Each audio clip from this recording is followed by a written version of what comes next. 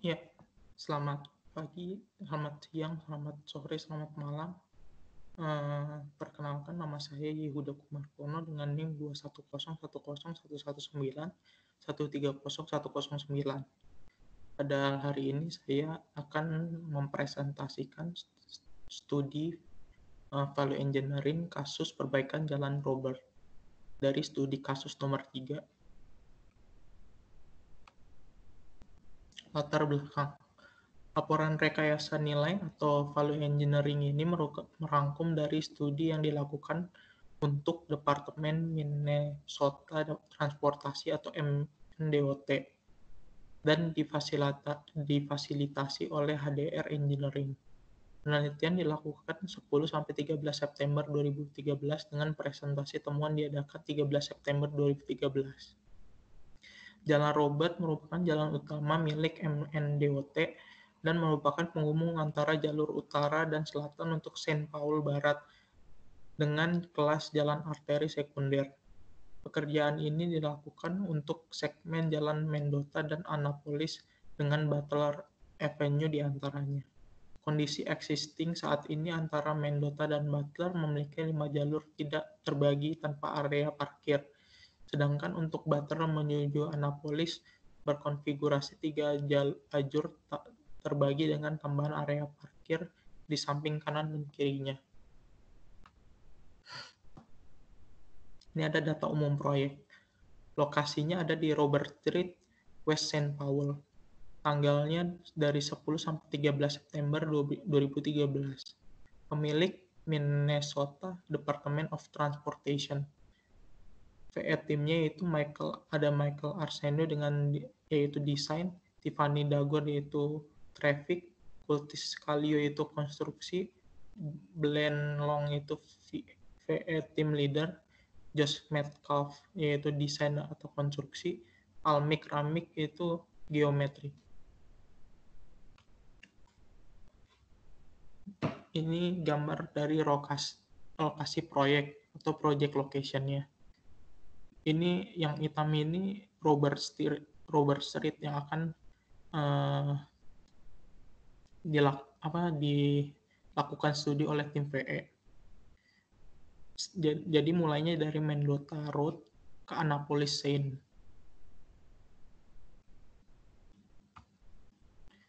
Tujuan dari proyek ini adalah untuk mengkonstruksi Jalan Robert untuk meningkatkan keselamatan dan mobilitas dan menyediakan akomodasi untuk memenuhi standar Undang-Undang Disabilitas Amerika atau ADA. Proyek ini akan mengubah jalur belok kiri 2 arah menjadi median, menambah jalur perjalanan ke utara Jalan Butler dan menghilangkan parkir, menambah jalur belokan, dan memperbaiki trotoar. Proyek ini juga mengkonstruksi jaringan saluran pembuangan badai, mengganti sinyal lalu lintas, mengganti penerangan jalan, dan pasang elemen streetscape lainnya. Proyek ini dimaksudkan untuk meningkatkan keseluruhan panjang Robert Jalan di Saint Paul Barat dalam 4 kategori yaitu infrastruktur, keamanan, estetis, dan transit. Deskripsi proyek. Robert Street adalah rute transportasi utara atau selatan utama melalui jantung kota bisnis komersial di Saint Paul Barat. Ini adalah rute dengan jarak sekitar 2,4 mil. Dari Mendota ke Butler, lalu lintas hingga rata-rata ADT mulai dari 16.000 hingga 26.000 kendaraan per peta ADT 2009. Ini ada gambarnya ya. Jadi ini jalan yang akan dilakukan studi oleh tim VE, di mana di sini ada jalur masuk atau keluar dari dua ini, lalu di tengahnya ada median atau landscaping in mountain median, lalu di sini ada pejalan kaki, dan yang kiri kanannya itu ada tempat parkir. Estimasi biaya tim VE diberikan estimasi biaya desain pendapat biaya sebelum penelitian. Jadi tim VE ini mencatat bahwa jumlah dalam estimasi biaya tidak harus mencerminkan 60% rencana tinjauan desain yang juga diberikan ke tim VE. Tim VE berpendapat bahwa desain telah berkembang hingga 60% dan perkiraan saat ini belum diperbarui untuk memperhitungkan cakupan dan jumlah yang ditambahkan. Ini rangkuman estimasi biayanya. Jalan raya ada 4,09 juta dolar, yaitu dari total 24,9%. Lalu ada beberapa kategori lainnya yang akan memiliki total konstruksi, yaitu 16,47 juta dolar Amerika. Dari totalnya itu 100%. Proses dan hasil value engineering. Yang pertama ada fase analisis proyek. Alat analisis berikut digunakan untuk mempelajari proyek, yaitu model biaya, atribut kinerja, matriks atribut kinerja, analisis dan analisis fungsional, dan diagram phase. Yang pertama ada model biaya. Pemimpin tim PM menyiapkan model biaya dari perkiraan biaya yang diberikan kepada tim. Model biaya disusun untuk mengidentifikasi elemen konstruksi utama dan kategori perdagangan dan persen dari total biaya proyek untuk biaya item yang signifikan. Lalu ada atribut kinerja. Kinerja masing-masing proyek harus didefinisikan dengan baik dan disepakati oleh tim proyek, tim VE, dan para pemangku kepentingan di awal dari setiap penelitian. Lalu ada matriks atribut kerja. Matriks digunakan untuk menentukan kepentingan relatif dari atribut kinerja individu untuk proyek. Jadi atribut-atribut ini dibandingkan secara berpasangan mengajukan pertanyaan mana yang lebih penting bagi tujuan dari kebutuhan proyek. Setelah semuanya dipasangkan, mereka diberikan skor dengan menambahkan poin masing-masing menurut atribut. Lalu ada fungsi analisis. Analisis fungsional menghasilkan pandangan unik proyek. Ini merubah elemen proyek menjadi fungsi yang memindahkan tim VE secara mental menjauh dari desain asli dan membawa ke fungsional konsep proyek. Fungsi utama diidentifikasi oleh tim adalah mengurangi konflik, mengurangi tabrakan, meningkatkan jitter koridor, mengakomodasi pengguna, mengurangi kemacetan, meningkatkan mobilitas, mengurangi biaya perawatan atau penjagaan atau sinyal, meningkatkan vitalitas ekonomi. Lalu ada phase diagram atau diagram phase. Teknik sistem analisis fungsional atau diagram phase mengatur fungsi dalam urutan logis yang demikian ketika dibaca dari kiri ke kanan, fungsi menjauh menjadi bagaimana. Sedangkan dari kiri ke kanan, dari kanan ke kiri menjawab fungsi pertanyaan mengapa. Diagram phase untuk proyek ini menunjukkan peningkatan operasi mainline dan peningkatan operasi lokal sebagai fungsi dasar dari proyek ini. Fungsi sekunder utama termasuk menjaga lalu lintas dan merelokasi keperluan. Hal ini memberikan tim PM pemahaman tentang desain proyek dan fungsi penawaran peluang terbaik untuk peningkatan biaya atau kinerja. Ini adalah gambar diagram phase yang tadi bagaimana, dan yang dari kanan ke kiri itu mengapa.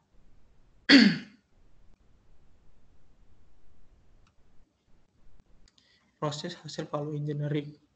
Fase spekulasi. Selama fase spekulasi atau fase kreatif dari rencana kinerja PE, PE melakukan syurah pendapat tentang bagaimana caranya melakukan berbagai fungsi. Gagasan ini didasarkan pada informasi yang tersedia dan diberikan kepada mereka di waktu penelitian, dengan mempertimbangkan kendala dan mengendalikan keputusan yang juga diberikan kepada mereka. Proses dan hasil value engineering. Ada fase evaluasi. Mempertimbangkan kendala dan mengendalikan keputusan, tim VE mendiskusikan setiap ide dan mendokumentasikan kelebihan dan kekurangannya. Setiap ide kemudian dievaluasi dengan hati-hati dengan tim VE mencapai konsensus pada peringkat keseluruhan gagasan 0 hingga 5. Gagasan berperingkat tinggi diberikan nilai 4 atau lebih, sedangkan gagasan berperingkat sedang diberikan peringkat 3, sedangkan gagasan yang berperingkat rendah diberikan 2 atau lebih rendah.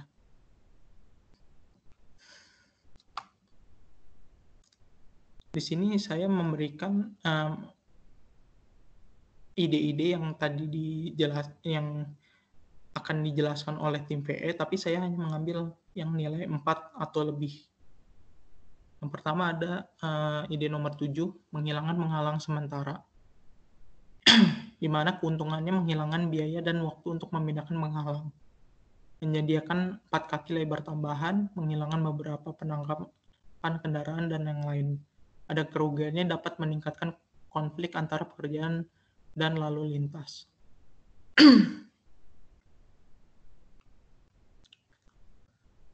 Ada ide nomor 9, izinkan penawaran A plus B untuk mempersingkat durasi proyek, di mana A itu adalah biaya dan B adalah durasi. Keuntungannya pengurangan durasi konstruksi, kerugian anggaran ketat dengan mekanisme pendanaan yang lebih rumit. Jadi keuntungannya itu ada durasinya yang berkurang, tapi kerugiannya kita harus memberikan biaya tambahan. Yang ke-13 ada deskripsi, gunakan ATC untuk mengerjakan kontrol lalu lintas. Berikan rencana pementasan kepada kontraktor sebelum penawaran. Keuntungannya memungkinkan inovasi kontraktor dan agensi mendapatkan 100% penghematan. Kerugiannya perlu memiliki rencana tersedia untuk peserta lelang lebih awal, dapat menunda pengiriman, lalu ada mereka itu baru dalam hal ini. Ada ide nomor 14, gunakan nilai tertinggi proses penawaran. Di sini tidak ada keuntungan, ada kerugian ya. Tapi mungkin mereka memberikan ide ini lebih bersifat verbal, jadi nggak ada keuntungan dalam sifat waktu atau material. Ide nomor 20, minta kontraktor melakukan pertemuan Senin pagi dengan bisnis selama konstruksi. Keuntungannya membangun hubungan yang lebih baik antara kontraktor dan bisnis. Kerugiannya tidak ada.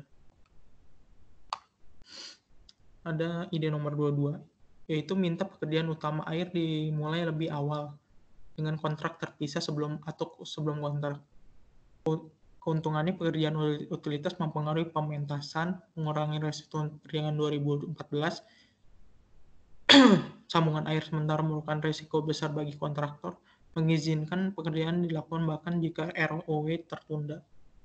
Jadi keuntungannya juga lebih dalam waktu kalau yang ide nomor 22.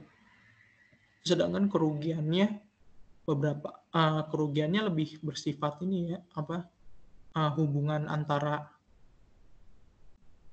lalu lintas yang ada di Robert Street ini. Lalu ada ide nomor 24. Pekerjaan utilitas diselesaikan terlebih dahulu sebelum pekerjaan jalan dimulai. Jadi keuntungannya pekerjaan utilitas tidak mempengaruhi lagi pekerjaan proyek. Mengurangi resiko untuk pekerjaan 2014, sambungan air sementara merupakan resiko besar bagi kontraktor, menjaga lebih banyak jalur lalu lintas terbuka di Robert Street untuk tahun pertama. Koordinasi yang lebih baik antar subkontraktor. Kerugiannya beberapa akses bisnis akan terpengaruhi beberapa kali, penambahan tambahan jalan, tidak ada tampak yang sudah selesai, jadi pekerjaan utilitas ini mereka sepertinya belum ada yang selesai gitu, belum ada yang kelihatannya selesai. Tahun kedua dan ketiga beberapa operasi. Lalu ide nomor 28, gunakan kontrak terpisah untuk merelokasi utilitas. Keuntungannya ini sama seperti ide nomor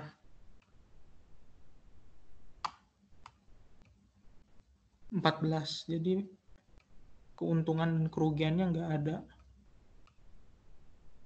Tapi mungkin lebih bersifat verbal keuntungannya. Lalu ada ide nomor 32, deskripsinya itu lakukan pertemuan penawaran untuk membahas proyek dengan pemegang rencana. Keuntungannya membangun hubungan juga dengan kontraktor dan agensi. Kerugiannya nggak ada, nggak ada kerugian dalam bentuk hubungan, dalam bentuk material, dalam bentuk waktu.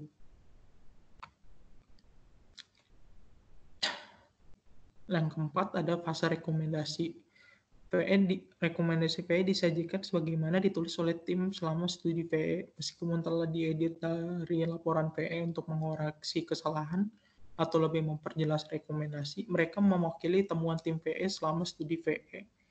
Tabel berikut adalah ringkasan dari semua rekomendasi yang dihasilkan dan dampaknya terhadap proyek. Nanti tabelnya ada di bagian belakang. Ukuran kinerja dihitung berdasarkan peringkat pada skala 1 hingga 10.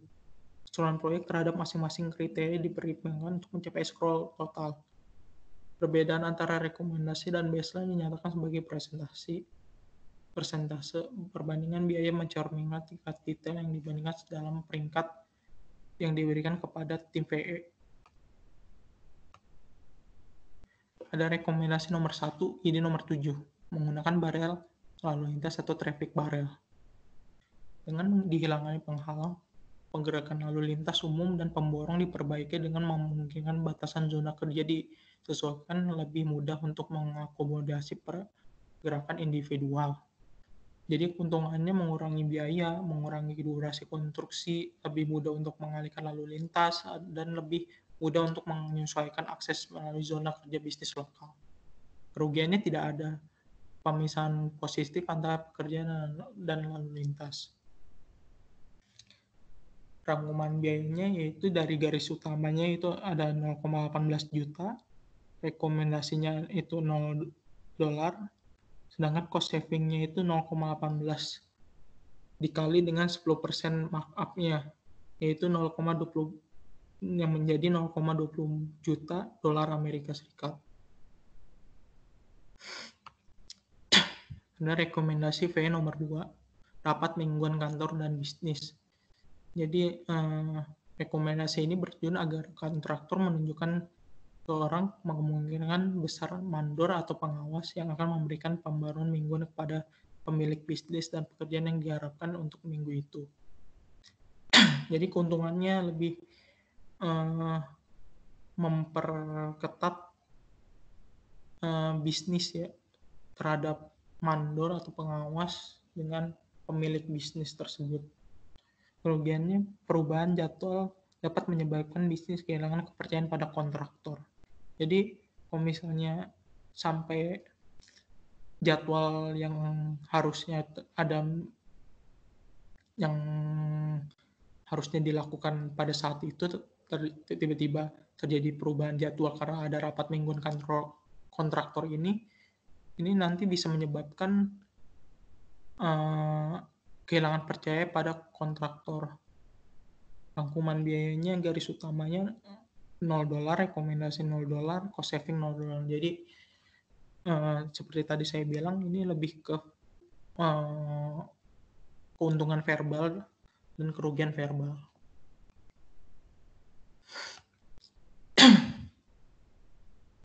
Rekomendasi PE nomor 3A, pembinaan kepentingan utama atau utilitas. Ide nomor 24. Rekomendasi ini adalah untuk mengembangkan urutan kerja atau urutan pertama dari ketentuan kontrak kerja yang akan membutuhkan menyelesaikan pemasangan pipa, saluran pembuangan saniter baru, lubang sanitas, saluran air, dan koneksi layanan sebelum memulai pekerjaan lain dalam bagian proyek tersebut. Jadi rekomendasi 3A ini lebih ke pengaturan jadwal atau pengaturan urutan kerja dari kontrak utama yang sebelumnya. Yang akan diurutkan itu dari penyelesaian pemasangan pipa tadi, dalam pembuangan saniter baru, lubang sanitasi atau saluran air, dan koneksi layanan sebelum pekerjaan lain dilakukan pada proyek ini. Jadi mereka ingin menyelesaikan perjalanan utilitas utama di musim 2014 di depan semua kegiatan konstruksi lainnya dan akan menghilangkan kebutuhan untuk rute jalan muter selama musim pertama konstruksi. Jadi kerugiannya itu ada beberapa akses bisnis yang akan terpengaruhi oleh pekerjaan ini.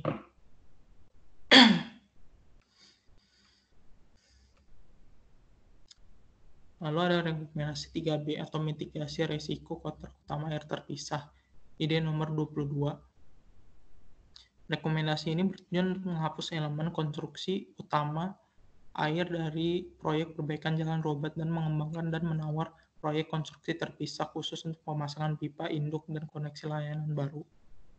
Di mana kerugiannya itu beberapa lokasi akses listrik akan terkena dampak beberapa kali kondisi dengan 2 kontraktor ketika sisa proyek perbaikan jalan belum dimulai. 2 kontrak untuk dikelola. Jadi kerugiannya itu mereka harus menyelesaikan 2 kontrak secara bersamaan. Rangkuman biayanya tidak ada seperti rekomendasi 3A. Rekomendasi VE nomor 4, kontrak inovatif. Ide nomor 9, 13, 14, 32 digabung. Rekomendasi ini untuk menerima nilai terbaik untuk proyek gabungan metode-metode kontrak inovatif dan mengirim desain build untuk mengurangi durasi keseluruhan proyek. Keuntungannya yaitu pertemuan pra-penawaran, pembangun hubungan yang lebih baik antara kontraktor dan agensi, sorot persyaratan proyek atau kontrak yang harus direncanakan dan dipertimbangkan oleh kontraktor dalam penawaran. Kerugiannya itu ada di pertemuan pra-penawaran, bukan pertemuan wajib, jadi semua kontraktor mungkin tidak hadir dalam pertemuan ini.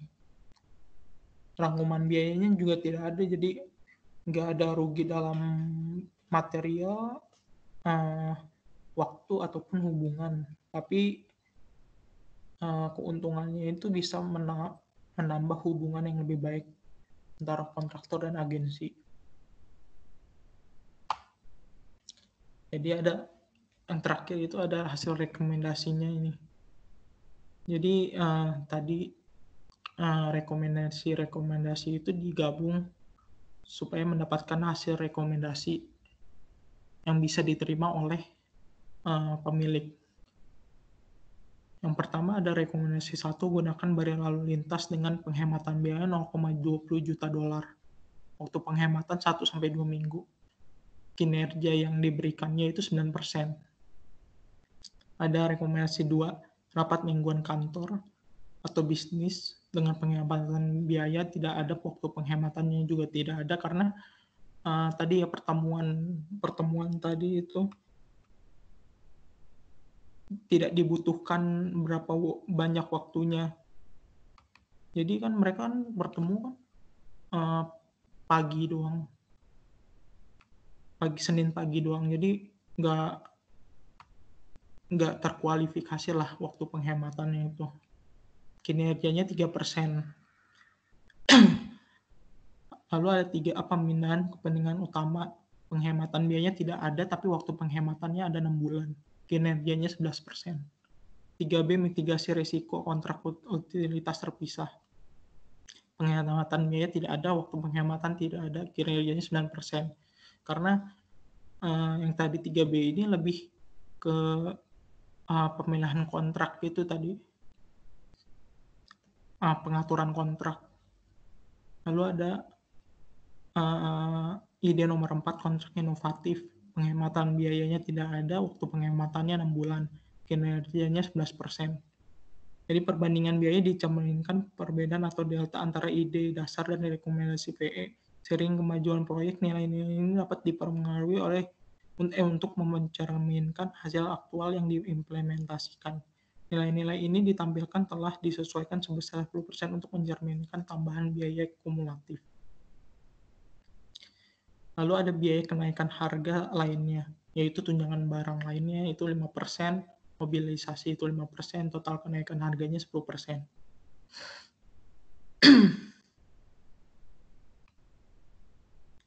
Nah, ini value result. Jadi matriks value resultnya itu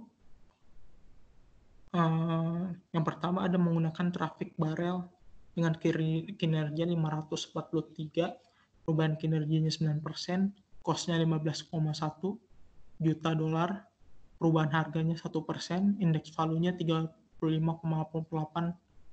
dan persen kemajuan value-nya 10%. Jadi tadi udah seperti yang saya bilang tadi ya, perubahan harga cuma terjadi di rekomendasi VS1. Yang lainnya itu lebih bersifat verbal. 1% itu dari 15,3 juta cost-nya itu dikurang dengan 0,20 juta US dollar, di mana terjadi perubahan harga itu 1%. Penerimaan dan penolakan rekomendasi. Jadi pemilik sudah melakukan penilaian terhadap ini. Jadi di mana yang akan diterima dan mana yang akan ditolak rekomendasinya. Jadi bisa disimpulkan rekomendasi 1 itu diterima dan fungsi manfaatnya itu dalam bentuk konstruksi perkiraan penghematan 0,20 juta. Jadi nomor 1 ini pasti diterima karena ada penghematan di bentuk material juga ya. Jadi nggak ada dalam kerugiannya itu nggak ada dalam bentuk material, nggak ada bentuk waktu, tapi hanya dalam bentuk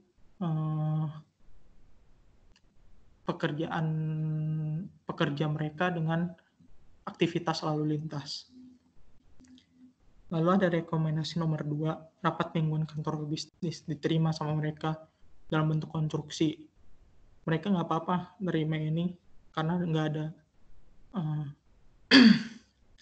ada kerugian dalam bentuk material atau itu, tapi bisa menambah hubungan kerjasama dengan kontraktor. Pemindahan kepentingan utama. Ini rekomendasi ini diterima untuk ditinjau lebih lanjut karena fungsi manfaatnya dalam bentuk konstruksi. 3B resiko mitigasi itu ditolak. Mungkin karena kerugian yang ditimbulkan lebih besar dari apa yang keuntungan yang ditawarkan. Lalu ada rekomendasi keempat, yaitu kontrak inovatif diterima dalam bentuk konstruksi. Jadi dari semua itu kita bisa simpulkan tim VE dapat menyimpulkan bahwa studi ini bisa menghemat 0,20 juta dolar dari total 15,3 juta dolar Amerika. Mungkin itu saja yang bisa saya presentasikan. Jika ada kurang lebihnya mohon maaf. Terima kasih.